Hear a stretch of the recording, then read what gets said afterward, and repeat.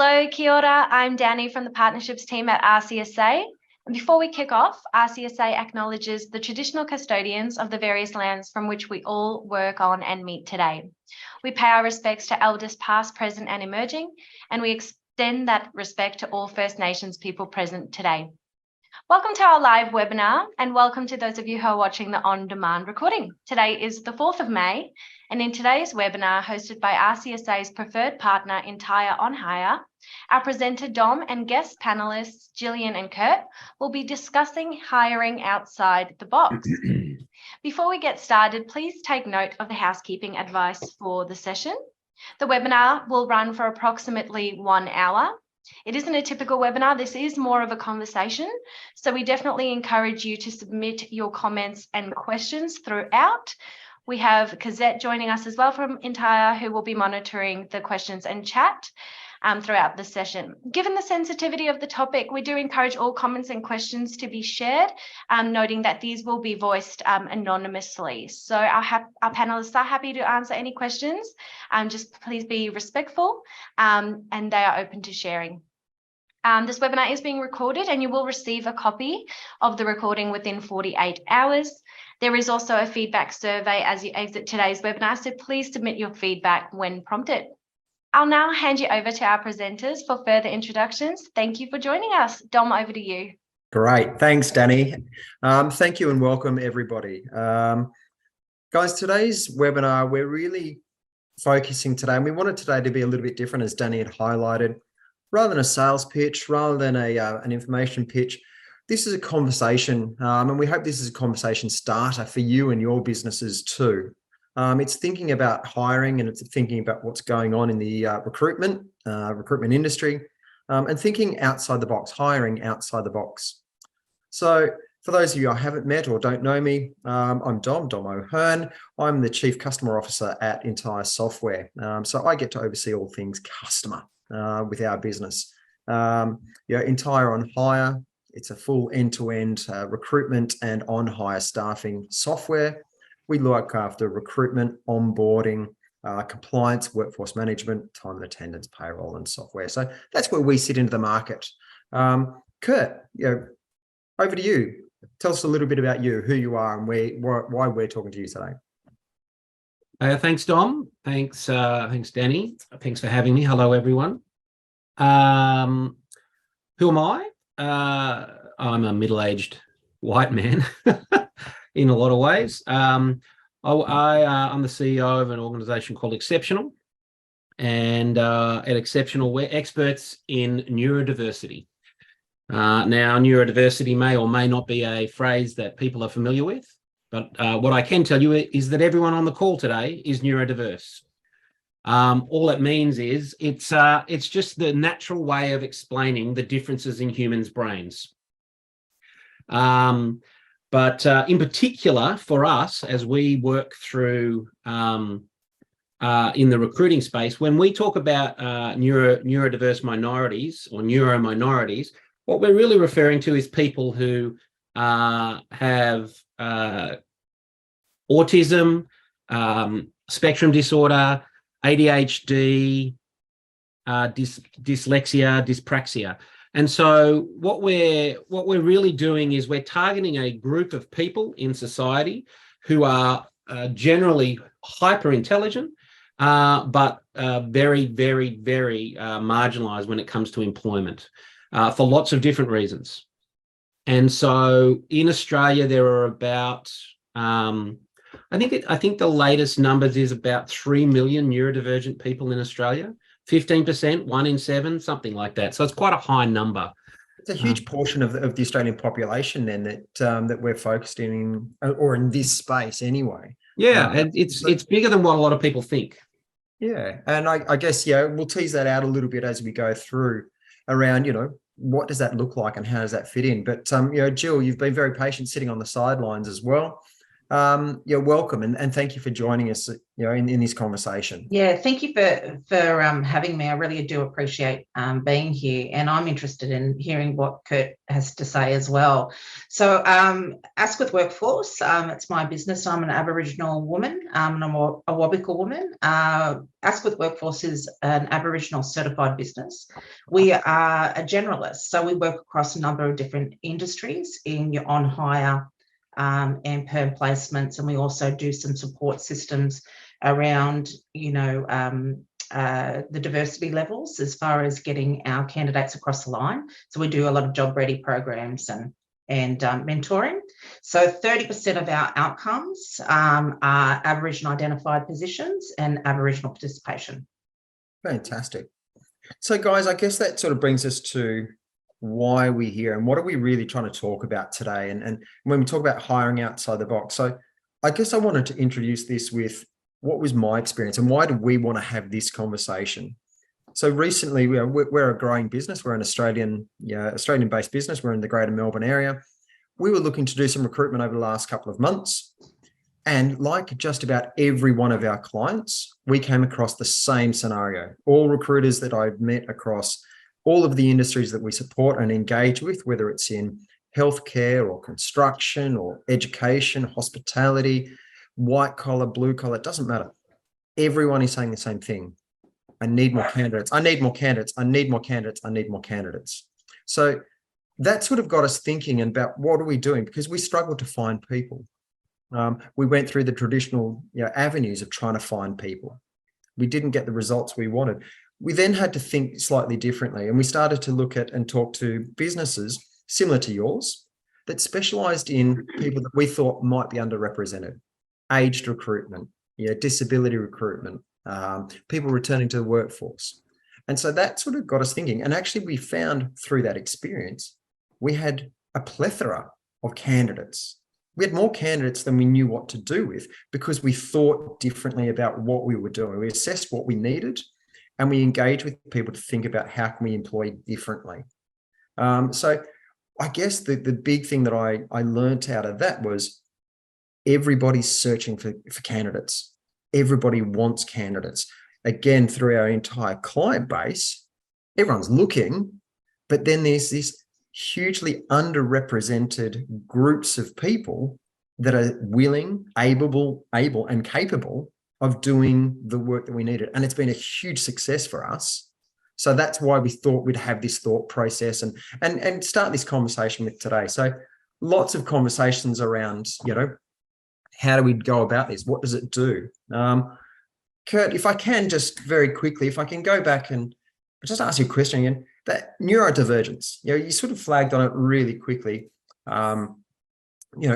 What does that mean? Because sort of, to be honest, before we'd really started having this conversation, I was completely unaware. I just didn't know what it was about. Yeah. And look, that's a fairly common stance. So you're in good company. Unfortunately. So as I said, look, it's neurodivergence really and neurodiversity really just talks to the natural differences in people's brains and brains functions. But when it comes down to certain brain functions, the way that certain people's brains function, as I said, ASD or autism spectrum disorder, dyslexia, dyspraxia, ADHD, some of those you might not even know what they are. But they are all naturally occurring ways that the brain functions differently. And that's kind of what we encapsulate and what we mean when we talk about neurodivergence. So I guess in terms of, if I bring that back to the recruitment space, what are the things you sort of see, with people that have, neurodivergence? Is it, their learning skills or their learning patterns are different or their engagement patterns are different? Or what do you see the barriers for people in this space? And as an industry, recruiters, what should we be looking out for to say, well, do you know what? Doesn't mean they're silly, doesn't mean they're incapable. They're different, but that can be good. Yeah, you might have to say all of that again. You tried to ask me 4 questions at once. Sorry, I do that. I think you started off by saying what are the skill sets that they have? Is that? Yeah. What are the things you identify? What are the I guess the everyday man, me? What are the things that I could identify and sort of see as in someone as a neurodivergent? Say, well, actually, now I understand that. I know what I'm looking at. Yeah. So typically we would say, and I will say two things at the outset. One, when you there's a phrase amongst autistic people that basically says when you've met one autistic person, you've met one autistic person. What does that mean? Everyone is different, so no one is the same. And the second thing I'll say is in working with people, we have a very, very simple rule of thumb, and it's ATP, and it's called ask the person. If you're unsure, ask the person. And that's pretty good advice for anything, really, because assumptions are never great. But typically, and this is a generalization, we see a really, really good sustained concentration in people who are neurodivergent. They're very good problem solvers. They tend to have a superior memory, so can hold a lot of information and recall it quite well. Very, very strong attention to detail. And they generally have a really high integrity. And that has a whole bunch of, and loyalty, and that has a whole bunch of flow-on effects that we could talk about later if you wanted to. Yeah, fantastic. There's a couple of things in there. I'm not going to circle back to that. I like that concept, ATP. I'm going to come back and ask you some things about that in a bit. Jill, so you gave us a quick overview of Asquith Workforce. Tell me, as an Aboriginal business, have you seen barriers, over the years that you've been running the business about engaging with First Nation candidates, from you as a recruiter to your clients? Well, we have a lot of barriers just as a business. So there's a big perception out there that Aboriginal First Nations people are uneducated, don't know what they're doing, lazy, things like that. And that's just such a misconception altogether. And this is probably reasons why people that are First Nations may not identify. So, I've experienced as a business owner when I identified as an Aboriginal business, and I've experienced it as a candidate myself. And I see these barriers with my candidates at the moment that do identify as First Nations. However, a lot of things have changed since I've started the business. A lot of things have changed. Employers are embracing these changes in diversity inclusion. So they're more open. There's a lot more opportunity out there for candidates that do identify. So in my experience now, it's all about the first step when you're taking that job brief from the client is really understanding what the job brief is, where the skill sets lie, and what is there any room to look outside of the square. And you'll be able to identify with that employer straight away whether or not they're open to that. And most are, but there are some that aren't. So, when we identify that there are ability to look outside of the square, well, then, that opens up doors for First Nations, refugees, people with disability, a whole array of candidate pools that we don't normally look at. What's really interesting to me is, you flagged something in there is, you talked about, Aboriginal First Nations people may not identify, Yes. they know who they are, Yes. but they don't openly identify. That's for correct. Fear of, oh my God, I'm going to be judged for things. Kurt, sliding that one back to you, is that what you see as well? People don't identify, they know what's going on in their world, but they don't openly identify with things because they don't want to be labeled, or they don't want the preconceived biases against anything. Is that experience you've seen too? Yes and no. I think it's I harp on about it, but it really is an individual experience, because there are overwhelmingly people who are neurodiverse, who fit into those categories of ADHD and the ones that I mentioned earlier. Employment for them is is challenging because there are biases, so much so that they don't often go down traditional paths, really. They look for alternatives because traditional paths kind of cut them out, and very early on they get cut out. So yeah. So when you say that, I guess, let me flag out, because we're talking to recruiters in this team, in this space. What are some of the things that you see that unconsciously, I'm sure, I'm pretty confident most recruiters are really on about diversity and inclusion and things, because that's sort of what we're about. We're recruiters, we want people to expand their networks and expand their teams. But I guess, what are some of the problems that you see, these groups of people face through the unintended, unconscious bias of people? Yeah, look, unconscious bias and even conscious bias, both of them are certainly barriers here. Like just to start with, job descriptions.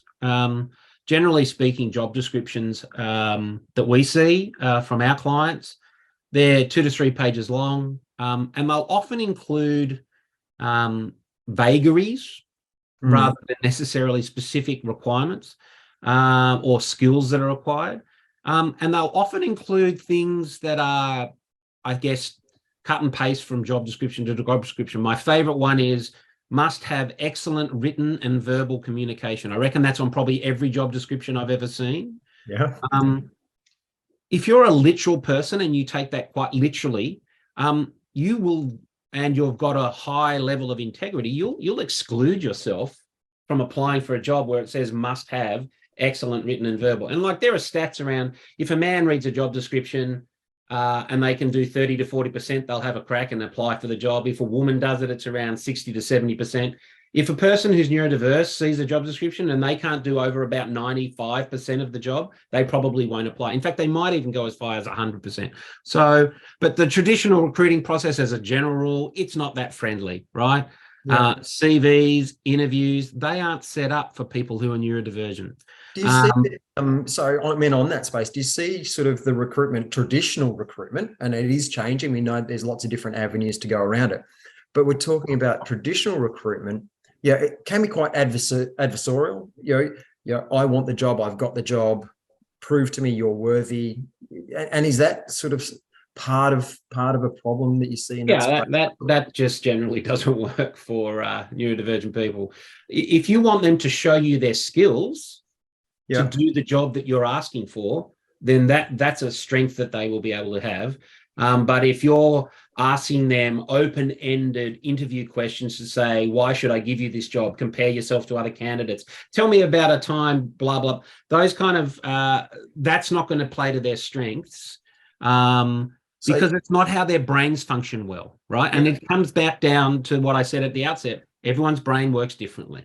Yeah. So I guess, before I come back to you, Jill, on another scenario, I guess, Kurt, what I'm hearing there is, ask definitive questions, but don't be necessarily locked into this is the one answer that I'm going to need. Is that sort of where you're thinking?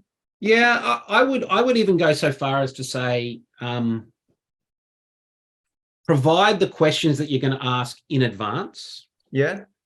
And where possible, and it's not always possible, but where possible, ask for a work sample to be done and use that work sample as the basis for the conversation around the task and the work that they're going to do. Why did you do that specific question that way, or that work sample that way? Tell me about how you faced that, overcame that challenge when it didn't work the way that you wanted it to. And that just gives neurodivergent people the time to think, the time to prepare, because on-the-spot questions aren't their strengths. Yeah, okay. Jill, I guess, in a similar sort of vein there, if we're dealing with, and I genuinely hope that, everyone's in the mood of inclusion and what are they doing. You've highlighted earlier, some of the barriers or some of the, again, unintended or unconscious bias that may well be completely false, but how do you go through and engage the candidates to, one, really bring them out of their shell so they say, hey, actually, look. Well, I think it's all about identifying really what the skill set of the candidate, and I think that's what Kurt's saying as well, really identifying the candidate's qualities, abilities, and skill set that align to the job brief. And then, if you can identify the barriers and the employer is open to that, and you've got some support systems around that, so maybe mentoring or job ready or preparing that candidate. And it goes back to, the consultation. So I think it's a consultation piece. So it's a consultation with the employer, and it's a consultation with your candidate on really understanding where their barriers are, and what could affect them to be engaged into the position, and also to be retained in the position. So everyone knows it's one thing to get somebody across the line, it's another thing to keep them there. So, really looking at what that profiling the person up, the individual up, I think that is probably what has made us successful with, our Aboriginal participation, as being transparent with the client and with the candidate around what the barriers really are with that individual. Yeah. I guess, we've got a question up on the screen now, and I guess that's one of the things is in traditional recruitment, we used to go to the papers and we put an ad in the paper. We now, we won't name them, but we've got several key, job boards that go there. From your experience, both Jill and Kurt, I'll open it up to both of you. Are they places where these groups of people are necessarily looking for work, or do they feel disenfranchised already? So we've got to think, okay, if we're not going to advertise on that job board or that job platform, where do we go, and how do we engage these groups of people to successful outcomes? Well, that's a double-edged sort of question, isn't it? Because if you start to segregate people into their groups, then we're already discriminating against them in a sense. So I think there are avenues of connection within networks that you can connect with these communities or groups of people, and that could be through your social media, it could be through LinkedIn, it could be through community-based organizations that support. So I think, as a recruiter, our job is to search for the right candidate, regardless of, we need to find the right candidate for our client. Basically, that's our core. So, reaching out to other organisations for support to do that, I don't think is a bad thing, especially when it comes to, expanding our pools in the D&I space. Yeah, I guess what I was, thinking about there is, yeah, it did. Yeah. It did. I guess what I was probably pushing into is, look, are these groups, and not everyone's on LinkedIn. Not everyone's LinkedIn profile is particularly attractive. I mean, a colleague of mine pointed out, spelling mistake in mine only earlier today. Those are the sorts of things sort of go. So if it's not in LinkedIn, do you see social media as a really attractive avenue? I think so. I mean, we don't actually have too many followers, to be honest, but we still get a lot of traction through social media and engaging with the different groups on social media. We also reach out to community-based organisations and, disperse all of our vacancies through those. We just don't focus, here's an Aboriginal identified role, that's the only role that you and a First Nation should apply for. Yep. That's all of our roles, not sort of just pegging somebody into the one area. I think, we really have to look out of the side of our traditional ways that we network and, who can we connect with? Like Kurt, for example, I can connect with you. There's so much that we could work together on, so it's really having I believe, and shoot me down, but I believe a collaborative approach is a good approach for building these candidate pools. I couldn't agree more personally, and I think we've seen that through our experience. And we're a software provider. We're not recruiters, but we're starting to see businesses and recruiters expand their network rather than storing their nuts away for a rainy day. They're really being a much more collaborative approach across the industry about how to go and find different groups. Now we're talking about First Nations here and neurodivergent. Yeah. But we have talked about, disabled. We've talked about, lots of different pockets of people over the years. Sorry, Kurt, for yourself, I imagine, correct me if I'm wrong, I imagine that, people, with no neurodivergency may not necessarily, or they might find, traditional recruitment job boards intimidating. Yeah, look, it's interesting hearing what Jillian had to say. I would say, but last year I had to, or the year before, I applied to the Solicitor General in New South Wales to ask if I could be discriminatory. And so we've got a license now and we're allowed to discriminate because we actually only service the neurodivergent population. So, which is quite different to what I hear what Jillian's doing. Like they have a different way of doing their business, so which is totally fine. It's just different to who we are, right? So we find that not a lot of there is a certain breed of neurodivergence that just don't look on LinkedIn, don't even have an account, aren't on social media. Generally speaking, won't go to Seek. Yeah. And that's for a lot of different reasons. Sometimes they've tried and failed so often that they've just given up, right? Yeah. And also they have realized that the process is not set up for them to succeed. So they kind of go, well, they talk to a friend and go, yeah, it's not going to work for you, right? So that's why we exist. Yeah, I think, I remember a conversation we were having recently.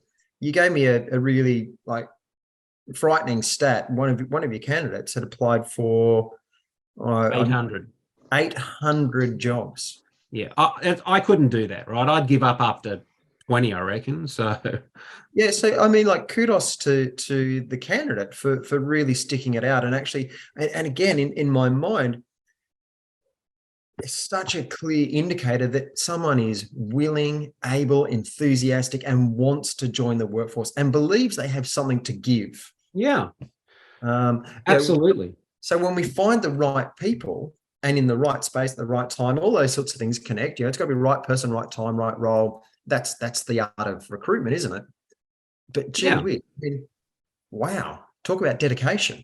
Yeah, it's dedication and above and beyond what I've heard just about anyone, really. Yeah, and I mean, the sad reality of that, the backstory, very quickly, is I think less than 10% of people even bothered to get back to the applicant to say thanks, we received your application, right? That's a really interesting one because I know that a lot of recruiters, again, ones that we're dealing with and others, have really tried to shift the needle on that one a bit, saying, look, if somebody's given their time to submit an application, the very least you can do is acknowledge it. So it's a really sad stat to hear that. But it's not all sad, right? Like, so we're putting people into jobs who, 84% of the candidates that we put into jobs were unemployed or underemployed for the previous 12 months that we before we put them into a job. 84%. 84%. And what's unemployment running at nationally? Under 5? Under 5 at the moment. Yeah, I think we've got down to 3.5. We're still at historical lows. I mean, anything under 5 is basically almost full employment, right? So, yeah. And it's interesting because we saw unemployment at 3.5%. That was only recently released. But we saw an extra 50,000 jobs added to the economy at the same time. So it's a really, that's why I think this is so poignant. This whole idea of think differently, employ outside the box, you know, you've got some great success stories. Jill, I think one of the things that, you know, if I looked at, you know, if you think about the changes that you've seen in the employment space over the years you've been doing, things like, you know, Supply Nation, where businesses now are really focused on not just diversity and having quotas. I mean, I think that's a really crass way of looking at it, but we had quotas for, okay, women in the workforce. Yeah. We had quotas for, we don't even, I mean, I don't think we even think about, you know. Well, to be honest, Dom, I actually think those quotas are important. While people don't like to speak about KPIs and targets on projects or with government organisations, I think it's really important for the groups that we are discussing today. I think it's important because they are disadvantaged. So we do overlook them. They do face barriers. And Kurt has outlined a million, you know, and one barriers today, pretty much on what these candidates go through. And unfortunately, they do get overlooked for whatever reason. And they're perfectly suitable candidates. So the KPIs and the targets and the incentives that come along are good for changing the mindset. So it's not a bad thing. I don't think anyone should think, oh, they're KPIs. You shouldn't have KPIs on women in construction or youth employment or, you know, refugees. I think we should embrace that because it helps us as recruiters reach out to different pools of candidates to fill our roles. Well, I think what's really interesting, and you know, maybe I said it a little bit poorly. I'm in there crass in that, you know, really, we shouldn't have to, but you're right. We do need them. We need these quotas. We need guidelines to say, what are we going to do? What are we trying to achieve? Well, it also holds us accountable, or it holds businesses accountable, you know, and making them think outside the square. So, you know, I encourage anyone to get some more education around this. I encourage people to do cultural awareness training.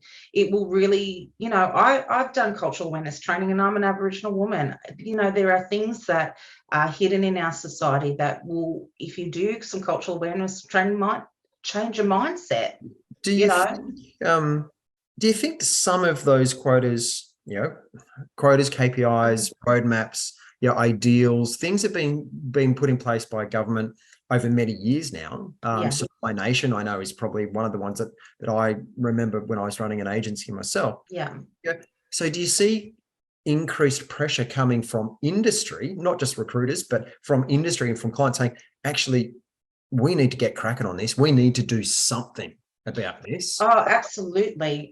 Definitely. Absolutely. So, you know, when I started my business, it was very different to what it is now. Like, you know, businesses are very proactive in making sure that they're reaching all diversity and inclusion levels across the board. And I think it's a wonderful thing. I think it's a positive change. It opens, you know, it makes our job a little bit easier, you know, that, you know, once upon a time, you know, the door would be shut on a First Nations person or somebody that had dyslexia or someone had, you know, barriers with, you know, literacy and numeracy. Now those doors are being opened. There's support systems around. Why not as recruiters, you know, move towards that trend, you know, to make sure that our jobs are being filled. So you're seeing, I guess, the community, the wider economy, moving in this direction, and I believe so. Slow inertia, I guess. You know, it's not rapid. No, it's been a slow moving, and look, let's not forget COVID was in the middle.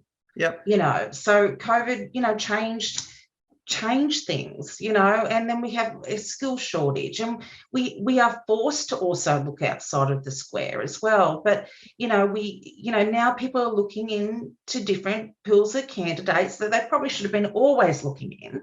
However, whatever the push is, that's a positive change, and I think that as recruiters we need to educate ourselves around that and embrace it. Yeah. I think I mean, look, it's interesting because I think that is a positive change, and there is positive movement going there. Yeah, Kurt, in your world, I mean, neurodivergent, I'll put my hands up. I mean, I really didn't know much about it until I started that conversation. I mean, I knew about autism, I knew ADHD, but are you seeing that there's a movement towards people saying, well, actually, yeah, let's look at how this can happen? or not? I mean, is that the sad reality? Yeah, I think that there are pockets. It's probably not as I think that Aboriginal First Nations, I think they probably have more of a at least in what I see, they're probably more in the media and there's more talk about it. Whereas, despite neurodivergent people, 1 in 7 people, right? So pretty much everyone on the webinar today would have a colleague at work who is neurodivergent, right? Because 1 in 7 is pretty high. It's because people, sorry to jump in, do you think it's because, is that people, hiding or masking or not identifying? There's a lot of reasons. Like I have my head of sales. He's got ADHD. He's known he's got ADHD since he was sort of 6. Yep. Until he started working at Xceptional, he'd never disclosed his ADHD in any job prior to being an Xceptional.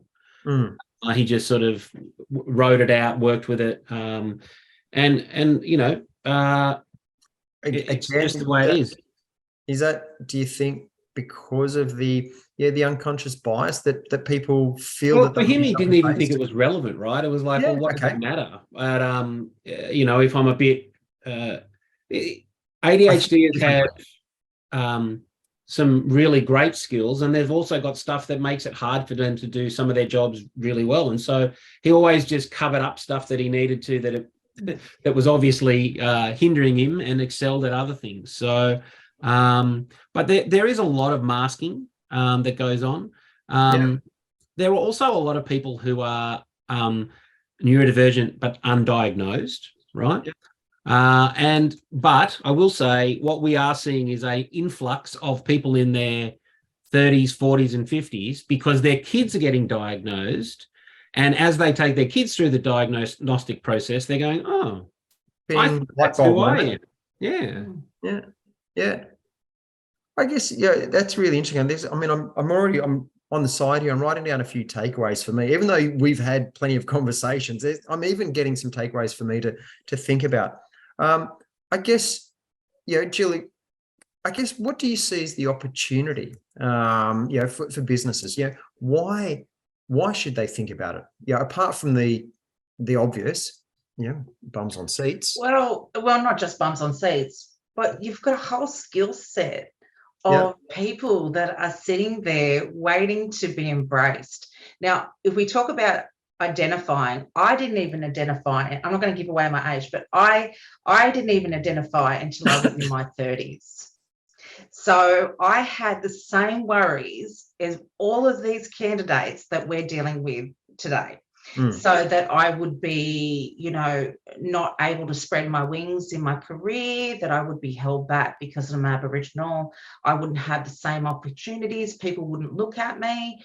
Now that's changed. That is changing. So the opportunities are there. I think we need to educate ourselves, talk to our clients, and really, promote the skill set, the individual, their abilities. Highlight that they might have some barriers, but there was not one person that I know in the workforce that doesn't have some sort of barrier in some way or another. So, it's how we articulate what this candidate is capable of, and whether or not they come from a First Nations background, they have, they're a refugee, or they've got, any literally numeracy problems, anything. I think we really need to take the opportunity to give these candidates a go. What I've seen over the years that I was working as a recruiter in recruitment companies is, it's that sometimes you go through, you've got your systems and you've got your processes, and you look at the people that are, hungry for the opportunity. And you really start to go, you know what? Are you 100% fit? Are you an 85? Or you use your metrics and you look at the systems and you look at all the processes you've got. But one of the big things for me was hunger. Are you hungry for this? Do you want this? And then, what we'd start to see is, when we sort of work through that, and obviously, there's lots of other criteria, of course, but the success that we had for those people as individuals, the success I had as a recruitment agency, because we were able to facilitate, things. We're also, and I guess this is where, your businesses, fit in, and part of this conversation is hiring outside the box is, we're increasing diversity. We're increasing businesses' capacity to cope with situations that are not linear, because we've got this diversity in our operations. So, John, I'm going to raise this as a question to any of the listeners here today. Yep. So, are we practicing what we preach in our own industry? So, are we looking at our own diversity levels across our own industry? Our own industry is screaming out for good consultants. Are we actually looking outside the square? So I think, we need to also practice what we preach. And it's interesting because I mean, great question, because, forgive me, I'm an Anglo-Saxon white boy from Australia for years. It doesn't preclude me from recruiting anybody.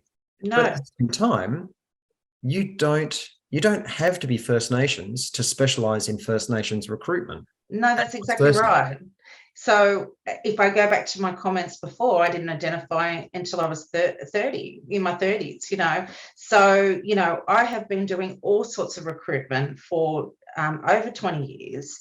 And firstly, no one knew that I was Aboriginal. And secondly, if you looked at me today, I mean, what does an Aboriginal person look like? So, I believe that we probably need to practice what we preach, look at our own. There may be somebody in your team that is not identifying that they've got barriers, or not identifying that they're First Nations. Maybe look at the circles that we already have. You may have your resources right there in front of you. And it's interesting because you're right. If I think about that, and I think about, some of those things we were talking about where you were thinking, we've got KPIs, and, larger the business, you've got, benchmarks to meet, Are businesses tracking this? Are they actually even aware of what's going on inside their businesses, so that you can map that? And, look, it's actually interesting because it's one of the things we had to do was an upgrade that we had to make in our software some years ago now. Actually, it's actually old school for us now. But, do you identify as, First Nations, Aboriginal, Torres Strait Islander? Do you have scenarios in your life that we need to be aware of?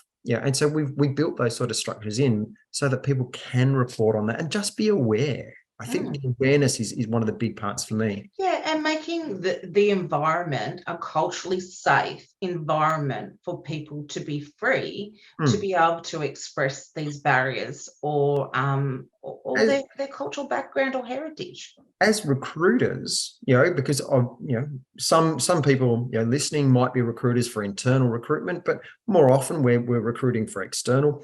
I guess that's the drive as an industry, that we can push back to the wider community about, inclusiveness and engagement and all those sorts of things. Kurt, I remember, we were talking recently, and we're sort of winding up towards the end, and I don't want to miss this stat because it was one that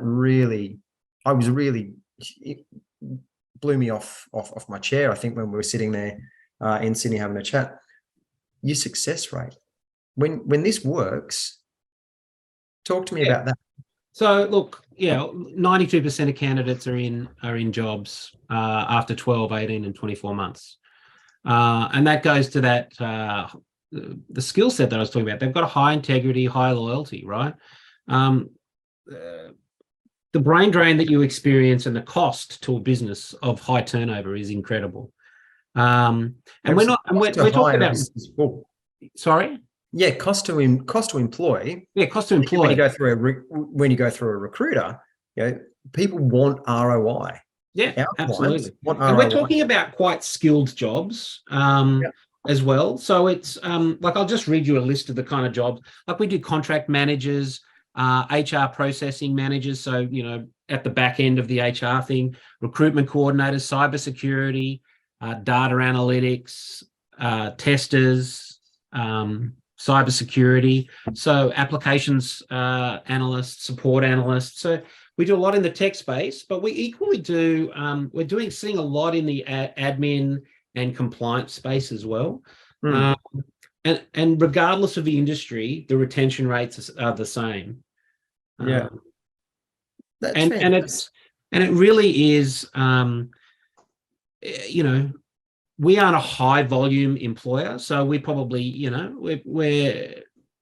we don't do temps. That's just not our game. We do perms and contractors, but we're seeing quite a high uptick, because what employers, and you started out by saying this at the beginning, that there's just a talent shortage. Well, what we provide is an alternate talent pool that people can access that are very, very skilled to do the work that is required. I think that's the core thing that, as I think about what we've talked about today, and we've got a bit more time, but it's, I faced this problem in the business that we manage and we do. Like this was not a concept that was out external. This happened. This was real. And what do we have to do to get this right? It's been wildly successful for us. Jill, in your, I guess, experience, what are the key things that you think over the years you have seen change that have been successful? And if you had your absolute wish list? Oh goodness, that's a really hard question. Well, the wish list, I think my wish is coming true. The industries are changing. They're embracing diversity, inclusion. It's really sits very comfortably with me, and that makes me happy. Yep. So what I've seen change, like organizations embracing. Yeah. And people changing their mindset, and they may be a little bit uneducated about how that looks, and with what Kurt's been talking about, I was totally unaware of that pool of candidates myself. So it's, I think in 5 years' time, I hope that this is a different conversation and more positive when we're talking about lots of people that come from a D&I background in the workplace, and lots of support systems, and we can actually have some real data that is actually going to reflect that. I think it's really interesting for me, because I know I look like I'm 12. I'm not. I'm a little older than that. I've been around a long time, but not so long that I can remember. But we don't talk about women being in the workplace as an unusual thing. No. Sure, there's glass ceilings, and sure, there's still room to go. We've just had an incredibly powerful and an incredibly competent woman appointed as the CEO of Qantas. It's happening. We don't talk about people's sexual orientation or their race, or we don't talk about we've moved to the space where it's quite okay. Dom, I think acceptance is really important for an individual, and we all want to be accepted within our community or our workplace or wherever it may be. So I think I would like to see that more embraced. Yep. One of the things, I guess, Kurt, I mean, you said it, but it almost clicked for me, for Jillian, what you were saying too earlier. You'd sort of said about the fellow that Kurt that you'd employed at Xceptional. So why does it matter? And I think that's probably one of the big takeaways for me. Right person, right place, right time, all of those sorts of things. But their ancestry is irrelevant to the job that they can do today. And Kurt, you flagged numerous roles that you have great success in. Yeah, it doesn't necessarily matter for the right person at the right time. Yeah, look, to be honest, there are certain jobs that are pretty high volume jobs that recruiters would see, because we do recruitment as well, that actually neurodivergent people are better at than neurotypical people, just much better at, right? If you've got a high volume, high repetition, high attention to detail, high numerical and verbal reasoning required for the job, and sustained concentration, neurodivergent people are going to be better at that than you or I if you're not neurodivergent. Like they're just going to do it better. So in some ways, that's an advantage. It absolutely is an Go advantage. out and target this group of people. Don't just think, oh, I should do something because it's a nice thing to do. Actually, this is an advantage. Yeah, and look, the clients that we're seeing in this space are doing a lot of repeat business with us because they hire one, sometimes they hire them as a sort of a taste, let's check it out, or maybe they're thinking they're doing a good thing. Yeah. They get the person in and they think, man, we need another 3 or 4 or 5 of these people because they're awesome. Because they can churn out volumes They're really of work. good at their job. And look, Yeah. Jill mentioned earlier about practicing what we preach. Xceptional has 80% neurodivergent staff. I'm one of the odd ones out. I'm not neurodivergent, right? But 80% of our staff are neurodivergent. So we know what this is because we live it day in, day out. Yeah. Fantastic. Cosette, I can see you've jumped in there. I know that we're sort of coming close to time. I think we've only got like 4 or 5 minutes left. You've been fielding some questions in the background. Have we left enough time to answer or flick any across? Look, there's a couple of questions here. One of them is maybe more pointed, and the other one I can open up to the whole group. So the broader one is sort of, what impact have either of you seen in terms of how either of the groups that we're sort of talking about have been impacted positively or negatively by this trend towards hybrid work and things like Zoom interviews? Are these things that you guys have seen a shift from in your spaces? Not really, to be honest. Like not under the in the employment sense and getting outcomes for employment. When COVID hit, I do have to admit that there wasn't a lot of Aboriginal participation being taken up. So there was a lot of discussion around that before COVID, and then COVID hit. It was just seemed to be too hard for businesses. And now that, you know, we are coming out of restrictions and, you know, life seems to be getting back to normal, the uptake around First Nations or Aboriginal participation and other diversity, D&I spaces, it seems to be picking up and moving at a rapid pace now. Yeah, and that's fascinating because like ours is completely opposite. Remote working, hybrid working, Zoom interviews, they've actually been a godsend to neurodivergent people. Mm-hmm. It's been unbelievable. They've loved it.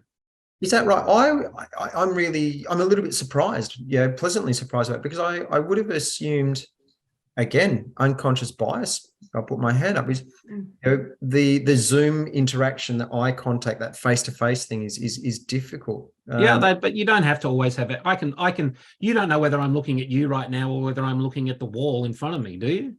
Yeah, true. Right. I hope it's me. Yeah, well, I was doing both, just as I was saying it, just to test you out, right? Yeah. And but seriously, it's I'm in my own environment. I feel safer in my own environment. Therefore, I'm going to be more comfortable in my own environment. How many people enjoy job interviews? Not many. Recruiters love. No, but if they're going for the job, right? If they're going for the job. Yeah. So it's been a godsend, Cosette. Yeah, that's really interesting, and it is a pleasant bit of information to learn for sure. And I suppose the points that you're making do make sense. I guess you're not as conscious of things like your entire body language and all of that when you're behind a screen as much as you would be in person, I suppose. But it doesn't work for everyone, right? It's not for sure. It's not, because everyone's an individual, and you should ask the person, shouldn't you? ATP. Yes. I guess the other question here, which is probably more for Kurt, but I might open it up more broadly as well, is, are we seeing a generational shift at all in this space in terms of people being more willing and comfortable, I guess, in actually kind of more publicly owning whatever it is they're working with in that space? You know, whether that's, you know, like Jillian mentioned, it wasn't until your 30s that you identified, but are we seeing younger people coming more forward with that? I'm going to tag on to that, because are we seeing more people? Is that because there are more people, or is it because the community is moving towards a much more open acceptance of? Mm. Yeah. I think there probably are more people because diagnosis in neurodivergence is getting better, right? So, and as I said earlier, when a parent takes their kid who might be not performing the way that they thought they should be or not hitting the milestones or whatever it is at school, and normally it's not academic milestones, normally it's social milestones that they're not achieving, and they go through the process, then the parents are getting diagnosed. So that's one thing. I think also there are a lot of public profile people who are letting the world know about their neurodivergence. Like the comedian Hannah Gadsby didn't get a diagnosis until she was 30, and she said that it basically gave her the keys to the kingdom, the keys to herself. She finally understood herself for the first time. Public profile people who come out and speak about this make a difference to people. But I'm going to say it again. Everyone is different. Everyone is unique, and everyone has their own journey and story to tell in this space. Jill, would that be? Would you say the same thing? You know, we've got more and more high profile. Yeah, there's a lot more high profile. There's more acceptance out there. The only thing that I've seen that shift, which is so lovely, is that First Nations youth are becoming more entrepreneurial. Yep. So are really embracing, their abilities to be able to create their own business or create their own enterprise. Fantastic. So that's really lovely. Guys, I think we're coming right up to time, and I'm sure Danny's going to want to jump in and give some farewells. I've got two major takeouts from today, the conversations. We've had lots already, but the first one I'm going to say is, why does it matter? That's in my mind. Why is that relevant? And the second one, and Jill, I'm going to throw this one to you quickly because Kurt, it was your comment, but as someone that's a little bit naive in this space, ask the person, the ATP, is that okay? I mean, without being rude or without being, how do we get that and understand? How do you approach? Yeah. How do you approach? So I think it is okay to ask in a diplomatic manner and a culturally safe manner. Yeah. So I do recommend, and I'm happy to take this offline to anyone that wants to have a discussion around that. But I think, we do need to be culturally aware on what's happened in our history and what the barriers are, but it is individual. We are able to ask somebody, do you identify? They're going to say yes or no, aren't they? Yeah. Or not. I prefer not to say.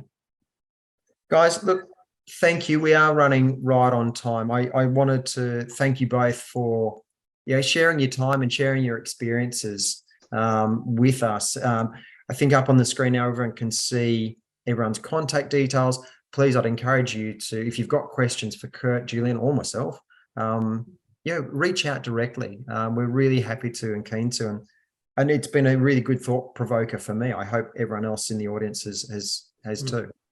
And thank you so much for having us. Thank you. Thank you so much. Really great. Thanks, Dom. Thanks, Jillian. Thanks, Kurt and Cosette as well. And special thanks to all of you who have joined us live today. Or who are watching the recording. Definitely a thought-provoking conversation. I think my takeaway is definitely, it's interesting the assumptions that we make about people that we don't know, when in fact the person sitting next to you might just not have put the label out there. So very interesting. If you have any questions, there will be resource links in the post-event communication. As Jillian mentioned, her details are on screen. You can contact Jillian directly, same with Dom and same with Kurt. They will be in the last slide on the presentation that will be shared with you following this session. There will also be the link to the recording as well. Any questions that you have, you can also email us at info@rcsa.com.au. Thank you, everyone. Enjoy the rest of your day. Thank you, guys. Cheers.